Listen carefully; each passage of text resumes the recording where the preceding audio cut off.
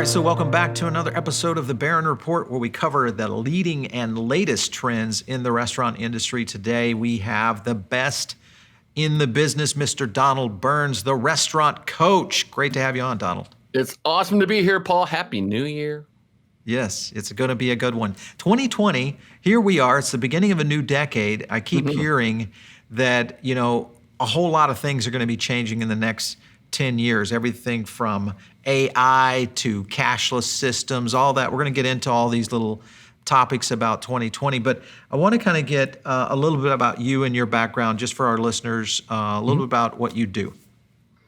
Well, I'm the restaurant coach. I work with independent restaurants that want to build their brand, strengthen their team, and increase their profits without sacrificing their life to their restaurant. I know it's a tall order, but it can be done if you have the right systems and the right people in place. I always say when I talk to people that, are in the business, and which is every day, but the point is that most of them kind of put that badge of honor that they're working 90 hours a week. Exactly. And I'm like, dude, if you're working 90 hours a week, something is wrong. Something's not right in the system for you to have to put that many hours away. It just doesn't work that way anymore. Technology has enabled people so much more. So I'm glad you're out there championing that idea, more lifestyle and more, good balance. You still have to work hard. You still got to work hard, but you can work smart. I mean, and like you said, using technology there's great things. And also, of course, I always say restaurant success is not rocket science, it's people science.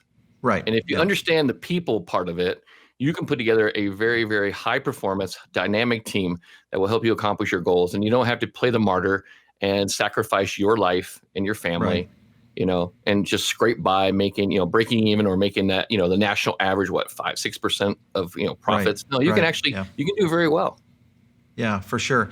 Hey, I got a question for you before we get started on the trends. And this is something that it seems to be coming up more and more when I talk, because I do a little consulting with brands on the side. And something is starting to develop, at least I'm starting to see it, and I think maybe it's just the maturity of some of these brands, but they're asking me a lot of how do you divorce your partner, in the sense of you're in with a brand, you've kind of got to a stage where maybe there's growth going, and both of you are not necessarily on the same page every day now. One of you wants to keep it small. There's many different variations. Ones I hear most is let's keep it small and don't franchise. The other one is let's grow and franchise. What are your thoughts on how to deal with that kind of relationship out there?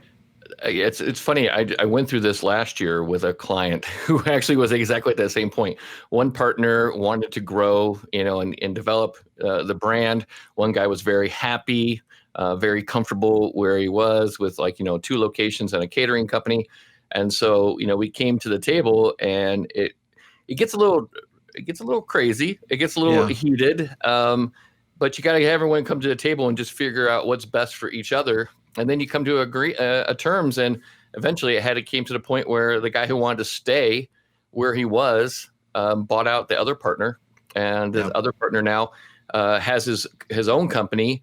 And he's actually his goal was to have 10 restaurants in 10 years. He's already at 5 within a year. Okay. Yeah. Yeah. And now he's happy, and he knows that he's on the right path now. And it's the toughest thing is that you just got to come to the you just got to come to the agreement. It's tough to come to the agreement.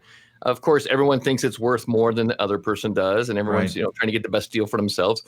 You really got to come to the table. You got to make sure you're getting business assessments on the the value and stuff like that. And it gets a little crazy if you got property involved too. So. Yeah, absolutely. With assessments, because this is something that we are constantly talking about here on the network in terms of the valuation, because brands are going now EBITDA valuation or revenue valuation. Are you seeing anything specific in the small brands around assessments of what the valuations are on these brands? Any kind of trends, or is it really just based on the individual brand? It's still based on individual brands. There's still a lot of EBITDA is like the gold standard. Yeah. So everyone looks at that. And, has that been more of what you've seen on valuations, is still tracking against EBITDA versus what the potential is? So much different than the tech industry. Yeah, it's so much different because, tech industry, you can go on potential, Right. and then of course, you got analysts that, give it huge valuations. And then, of course, they get these huge valuations, and then what happens? Like a couple of years, they don't, meet the, expectations, and Right. the prices fall, plummet. Yeah. But restaurants are a little bit more straightforward. But I think because they have such a high failure rate, just because someone could come in and say, "Oh, I'll take this brand, I can 10 times it and get it up to 20 million." Okay, that's great in theory, but so restaurants are a little more straightforward as far as EBITDA. And that's the way I always tell my clients. That's why you have to, and I always go in and like, what's your exit strategy? And they're like, Yeah. what exit strategy? No, you got to have an exit strategy. You got to be working towards something, whether you're selling it or giving it to your kids or, having an employee buy it, but you got to have a plan that you can work for, because if you don't have a goal, you're just going to basically just keep spinning your wheels. So. Yeah, for sure. All right, let's break into trends for 2020. I want Awesome. to talk about two of the big ones. And that is, we'll go with third-party delivery. My love affair with third-party delivery. Your thoughts on this craziness that's happening in the market right now around third-party? Third-party delivery, I think, is going to hit a wall in Thank God. 2020. It's going to blow up in their face. They have taken advantage of restaurants. Their fees are outrageous. The quality, the complaints about the service is, they're horrendous. I mean, you work so hard to make such a great product, then you give it to this third-party person that, just blows the takes delivery all the part. profit, blows up the delivery, keeps And the then now customer information. And then who they're Sounds mad like at? They're a mad good at deal. you. They're mad at the restaurant. Yeah. They're not mad at the third Sounds party. like a great deal. Yeah. So I don't get this. It's going to blow up. I think people are going to get tired of it. I mean, look at some of those ones like Waiter. How many CEOs have they been through now? Yeah, they're really struggling. They just hired a new one. Yep. Yeah, they hired just a new guy. Yeah, I mean, and I'm familiar with them because they're from Louisiana, and I have a couple clients in Louisiana, and I mean, I just think that they're going to hit the wall pretty soon. You're going to see, just like a lot of tech companies, you're going to see some of these third-party delivery companies get bought out by some of the big brands. Yeah. I'm waiting for Amazon to scoop in. Well, yeah, or someone that has enough footprints, like a McDonald's or a Starbucks, that could pull it off. I mean, now, could they infrastructure-wise be able to sustain that? Because obviously you don't need the kind of driver force to deliver for just Starbucks or McDonald's. What are your thoughts on potentially a consortium being formed? Like enough brands that come together and create kind of almost like a utility. Like here's the utility base. Mm-hmm. Everybody pulls off of it. The logistic technology is still there. I'm just not sure, whether this is the next year, 2 years, 5 years down the road, if on-demand delivery is going to be there anymore. And of course, Uber Eats, Grubhub, both are kind of still fledgling, concepts. So anyway, You think they'll be here in 5 years? I don't think they'll be here in 5 years. Wow. Okay. Well, there you heard it. Prediction number one coming out of this episode. Third-party delivery will be gone in 5 years. What is going to happen to all those people wanting to order from a phone? Where do you think that's going to go? I think it's going to be replaced by pickup. Yeah, pickup, which is what I do.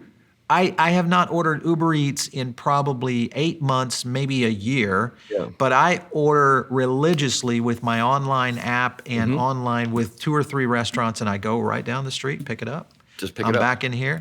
It's fast. It's easy, and it's right. Yeah. It's safe. It's going to go back more to the neighborhood. You're going to, again, people like to live in their neighborhood. They like to spend in their neighborhood. Sure. So it's going to be more, I think it's going to, instead of like Uber Eats from across town where, the quality gets to you and it's terrible, people are going to just use more online ordering, pickup, and they're going to use their local places. Yeah. Novelty is over. Okay, I like it. Mm-hmm. Now we're going to talk about another big one, and that is obviously labor has continued to be a huge challenge. We aren't seeing a slowdown in terms of restaurant openings. We're seeing an increase in restaurant closings. But the idea, and of course I think that goes with the territory. You open more, you're going to just naturally, there's going to be more failure with the attrition. It's just the law of survival. Darwinism at its best. At its best. And capitalism. All right, capitalism. So, these capitalistic pigs that are out there, believe in things like profit. Ha! This is crazy. Crazy talk, I tell you. Conscious capitalism. Crazy talk. All right, so let's talk about AI. All right, so Elon Musk is firing a network of these little mini drones into the air. He's putting basically Skynet up there to be able to do I don't know what yet. This is going to be interesting, especially if he starts using his cars for like home bases, because if you imagine that network, and then now you've got ground stations down here and all these Teslas that are populating the lands. Where do you think AI is going to take us in the restaurant industry in the next 5 years? Any kind of thoughts there on that?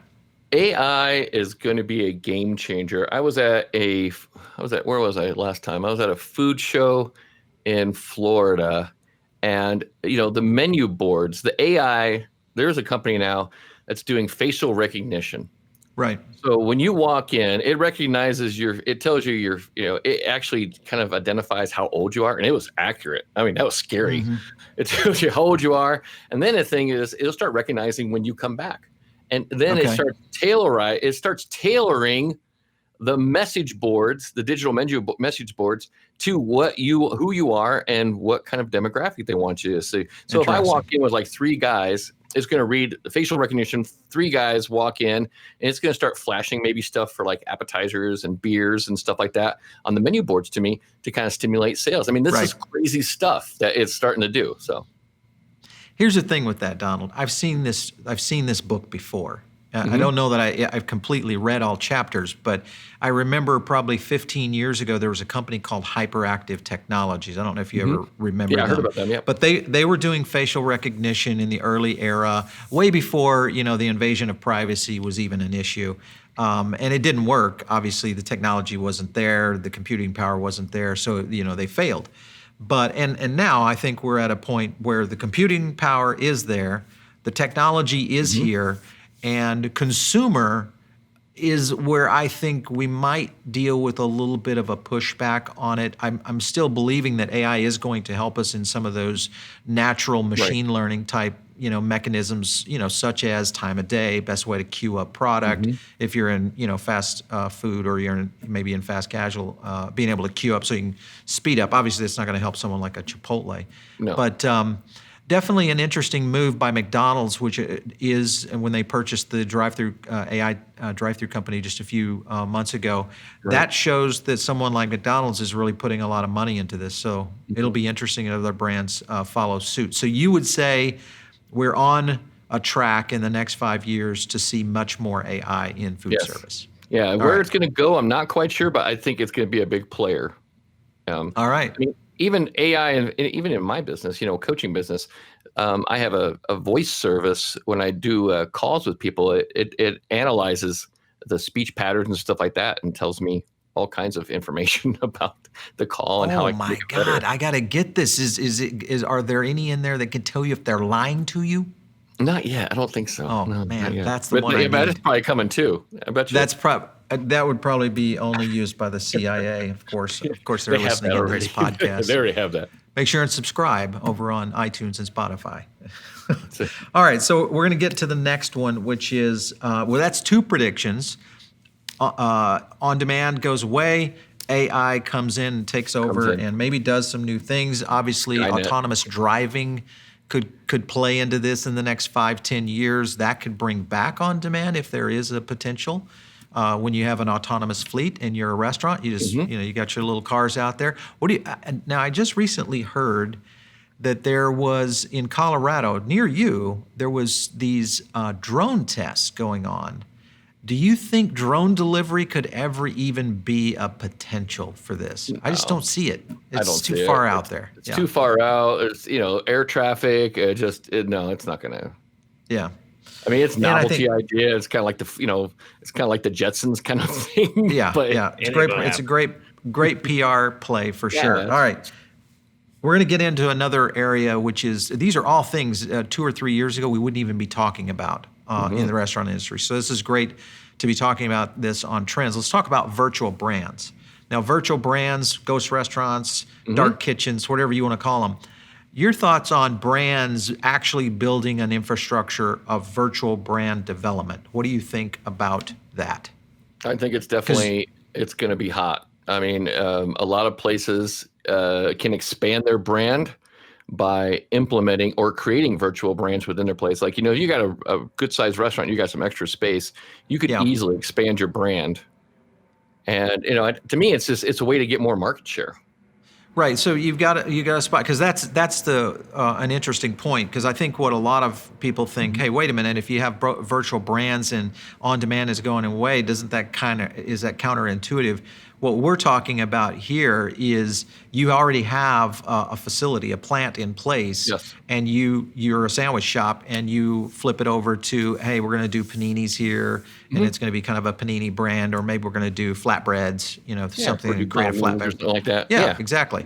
Something that becomes kind of comes more custom, that you could shift into the culinary aspect, but still keep the same staff.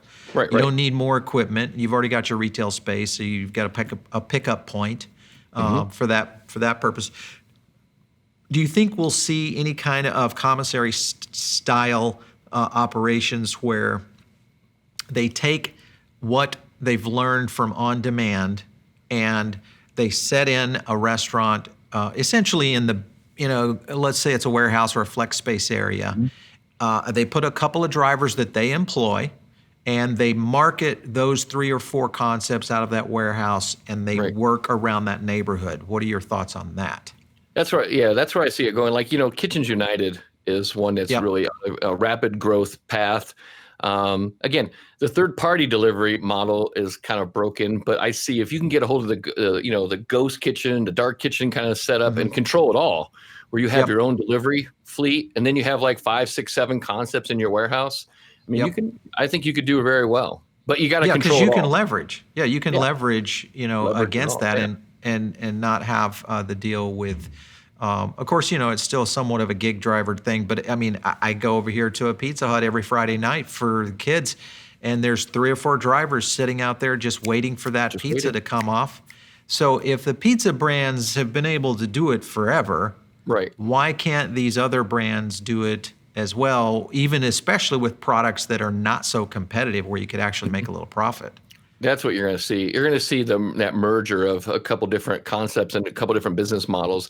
They're going to take the delivery aspect from the pizza companies, and they're going to incorporate it into the ghost kitchens, and then they'll have a working model that works. Yeah, and I think that's the way to go for sure. Plus, you get to keep all that 30% cash Definitely. in your bank account and go back to actually making profit in Making this money. restaurant. Yeah, that's what we need to be doing.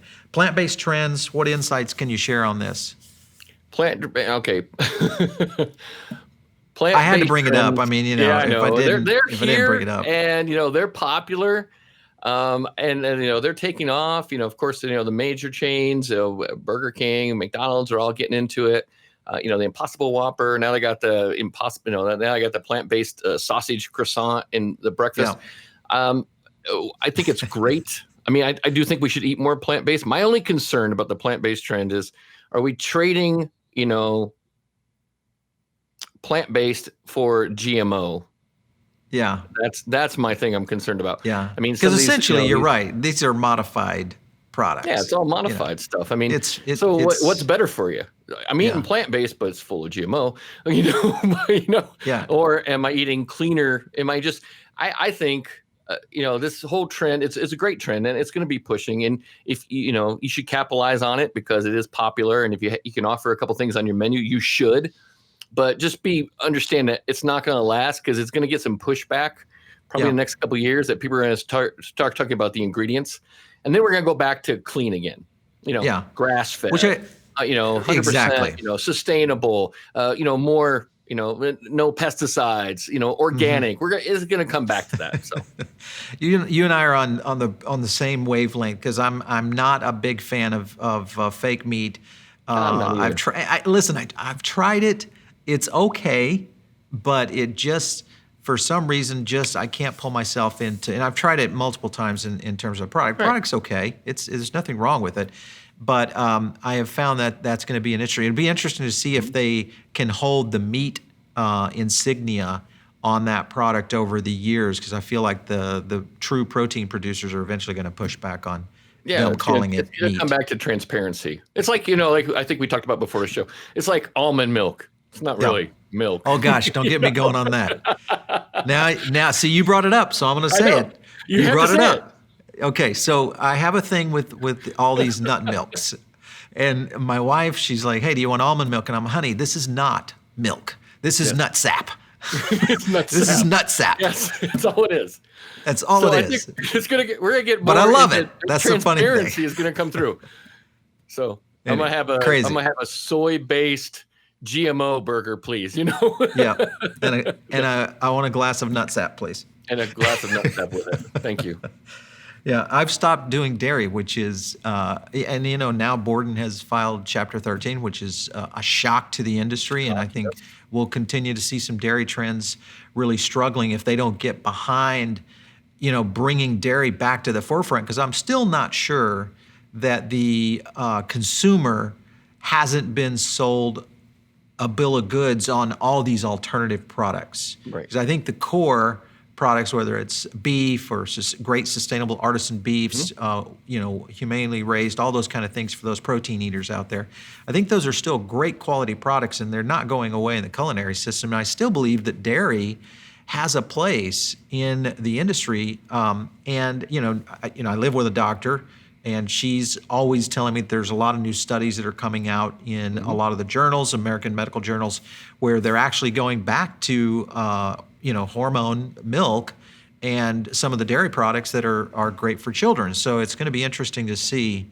how all of the industry kind of deals with these continued trends. But all right, so we've talked about virtual brands. You think that's a good thing to play into. You do believe plant-based is somehow going to make its way through, and that's going to be yeah, it's going to make it. It's going to need to come to some truth, though, some transparency. Yeah. Well, right now it's a marketing game, which I think everybody's playing for market share, and you got a few public companies that are out there really pushing it. So it'll be interesting because I go to a couple places right here around our studio, and the plant-based that I see from them in true plant-based form is these are homemade black bean burgers with mushrooms, and it's basically true plants. They've mushed it together with some kind of cohesive, whether it's egg or something like that. Well, I guess you can't go plant-based with egg. No. So that would be not it. Okay, it goes. They'll have to use nut you're going to sap. see there'll be a fight, but within the kind of plant industry about what's really plant-based and what's kind of it's coming. There's going to be a war within a war. I like it. Okay, so we're going to go into the next thing around experiential dining. Now, experiential dining, we've seen some brands that have really started to kind of accelerate. Even if you go and look at someone like a Top Golf, kind of some of the things they've been able to do. And there's a few others out there that have actually started to make a good move. Do you feel that kind of experience is what consumers are looking for in the coming year, or do you feel it's more back to basics on the true restaurant experience? I think it's back to basics. I think they're trendy right now. But even some of those like that Punch Club Social, they've actually closed a couple places already. Yep.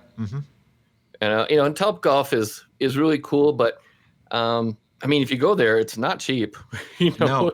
It's quite expensive. The food's okay. I mean, it's nothing. It's not like I don't go to Top Golf because I'm going for food. I'm going because I want to hit some balls, have a couple drinks with my friends. Talk a little schmack, and so you can, that's about it. It's more of a fun kind of thing.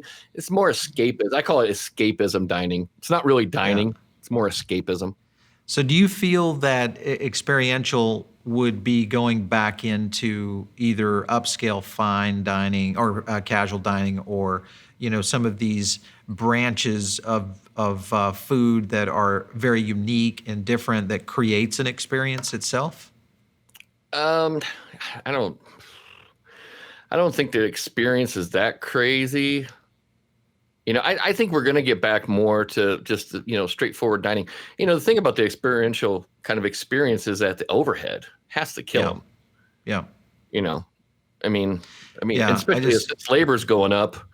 You need labor's something up. that can be done without having a lot of overhead, a lot of labor involved.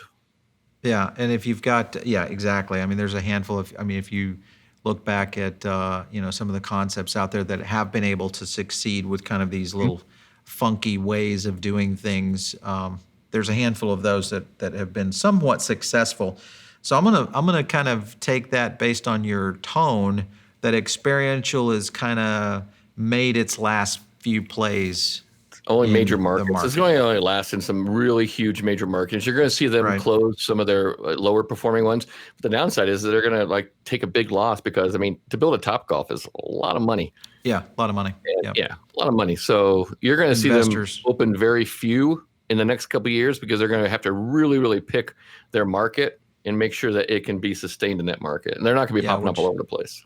yeah, they'll definitely go into the tourism areas Mm-hmm. and kind of focus on that when you go that direction. All right, so let's talk a little bit about fast casual. Obviously, one of this is still the hottest segment Still in hot. food Yeah. service today.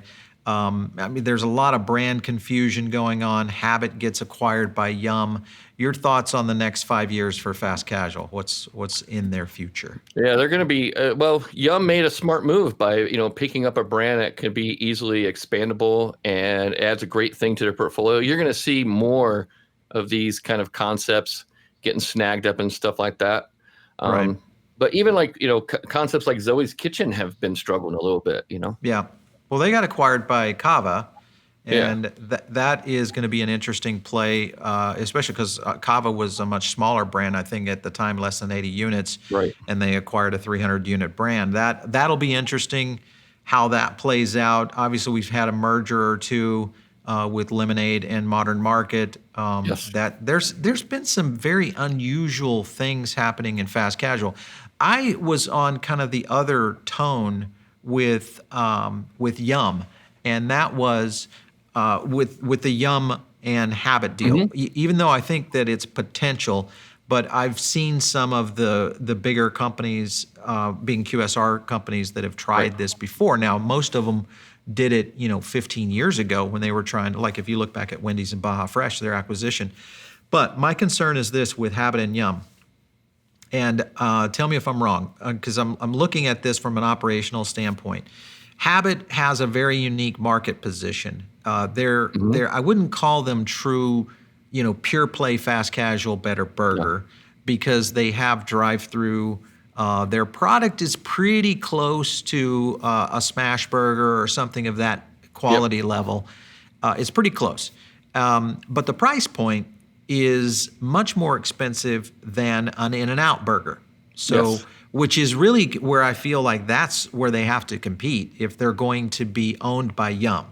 Is they're Right. going to have to get at some point to win that upscale QSR almost in a sense. And when you are fighting against what I think is still the best burger out there being In-N-Out, do you think they can win? That's a tough Um, challenge. It's going to be a challenge. You're right. I mean, they're going to have to drop their price point to be a little more competitive because, I mean, Yum has a certain kind of, I guess, brand identity about where their pricing is and what their Yeah. demographic is. So they're going to have to kind of remodel and retool Habit Burger, kind of Well, fit if they their brand. if they reformat the brand and they Right. get into, a better price point and still maintain some of that quality that they do have, keep the drive-throughs going. Right. Now they're truly in a different space. And I've always loved that brand. I've always thought they're kind of a hybrid model between QSR and fast casual. It's a very unusual concept, which is probably why they were a target by Yum, because Yum is probably going, which one? Because running a fast casual, could they take on a Five Guys and or someone like that? Those are a little bit harder because they are true pure play Yeah, fast casuals. the challenge for Habit Burger will presents a be, challenge. dropping the price and maintaining the quality because sometimes those are hard to, you can't, it's Yeah. hard to drop the price and maintain high quality because quality cost. Yeah, but if you've got the brain trust of Yum You got in the your brain trust, and you get the backyard, buying power of them. You might be able to secure a good, deal with the vendors. So yeah. All right. Well, all right. So we'll see how that goes. So I like the tone of fast casual. Looks like it's going to be a gonna be thing hot. to continue, and we'll continue to see more and more brand development. Kind of your thoughts on the expansion. If you were a fast casual operator, and maybe you're talking with clients and customers, do you recommend them franchising, or do you recommend brands staying tight to the vest and developing out through corporate owned? I develop at this point in time. I always recommend developing yourself first. Mhm. And you get to at least 6 to 10 before you start, because you need brand proof. You need proof of Right. concept. Proof of concept. So Yep. so I say 6 to 10 before you even think about, some people I know, like guys come to me all the time and like, hey, I got this great idea and I want a franchise. How many restaurants you got? One. All right. You don't have Right. concept yet, dude. You gotta get up there first and prove that, number one, you got systems that are consistent across the board. Because Yeah. I mean, there's tons of people out there that want a franchise right away. Or I even know companies that are selling franchises before they've even opened restaurants. And there's some pretty famous chefs out there and pretty famous restaurateurs that like selling Yep. franchises before they've even opened their concept and have proof of concept, which Yeah. Virtual. Yeah. yeah, I'm not sure that those are going to continue. I they're not. think they're gonna get a few investors and open a few restaurants, but That's I'm it. kind of with you on building your proof of concept. I'm not against franchising. I think it just depends on the model and also your market, because there are some very competitive markets. I couldn't imagine trying to franchise in the sandwich segment right now. Oh, That's yeah. one of the toughest out there, with all the really good players that are really populated within that segment. Okay, we're going to wrap up the segment today with a fail or fly. Fail All or right. fly. Okay. Fail or fly. I've got a few things I'm going to throw at you. You just tell me if it's a fail or a fly for 2020, Okay. and we'll get into them. And you tell me if you like them or not. All right. Right. Are you ready? This is I'm the ready. lightning round. Lightning round. Okay. Online ordering with customer pickup. Fly. Fly. Ghost kitchens. Fly. If they change the model. Fly slow. Upscale casual dining. That's a tough one. I'm gonna say fail. All right. Okay. You heard it right here. Fail. Artisan sourcing. Fly. So back to the basics there. Sustainable proteins. Fly. Okay. Fake meat. Fail. All right. Well, there you go. I love it, Donald. It's always great talking to you. Always of course, great, Paul. Thank you so much. Yeah, getting to pick your brain. When you look at today's landscape and you think about operators, brands, and maybe challenges, when you look across those, where do you say, or would you say, are kind of the big hot points of the industry in challenges right now? Right now, and it is one of my common quotes I say is all business problems are people problems. Yeah. We got to make sure that we're labor. recruiting the right people, Yeah. giving them a solid foundation, which means making sure that they understand our core values and our mission, and make sure you have a solid mission and solid core values, and make sure we're training people to our expectations. Yeah. Yeah, I think that's the key. I think a lot of times people don't get enough training. Of course, with today's world, you're trying to get them up to speed so quick. You're kind of hoping that they kind of almost train themselves, I guess, in a way. You kind of give them, hey, here's the manual, here's the brand principles, here's how we do it, boom, boom, boom. You get 8 hours and you're kind of on your own kind of deal. So I would agree. I think that's got to change. Yeah, you definitely want to develop a learning culture, not a training culture. Training culture is just train on the onboarding part. And then it's kind of like you said, it's like, all right, you're up to speed, turn you loose. And then there's no continuing education, no development, no constant reinforcement of, what the standards are and things like that. And that's why, and then people get bored. And when they get bored, they leave. Yeah. Yeah. Or they just become really bad employees. They become you have to let them go. Yeah. Night of the Which living is not dead. good. Yeah. All right, my man. Okay, we are going to wrap up. Thanks, of course, for stopping in today, Donald. It's been great having you, and we'll definitely have you back on soon because I want to go through the predictions at the end of the year. We'll recount and check our score. Okay, sounds great. Sounds good. All right, I'm going to throw one more prediction out there. All right, one more. Okay, here we go. Elon This Musk is a bonus. will be the founder of Skynet. That's definitely going to happen. He's already there for sure. All right, so you guys heard it right here. Elon, don't hate me. Don't hate me. Don't hate, man. Be nice to us when you do build Skynet. I say it all the time. Those elites, they can do anything. They can do anything. They can He's going get to away Mars. with anything. I know it. He is. Yes, he is. All All right. Let's see. Now this has become a science podcast. No, I'm telling you. All right.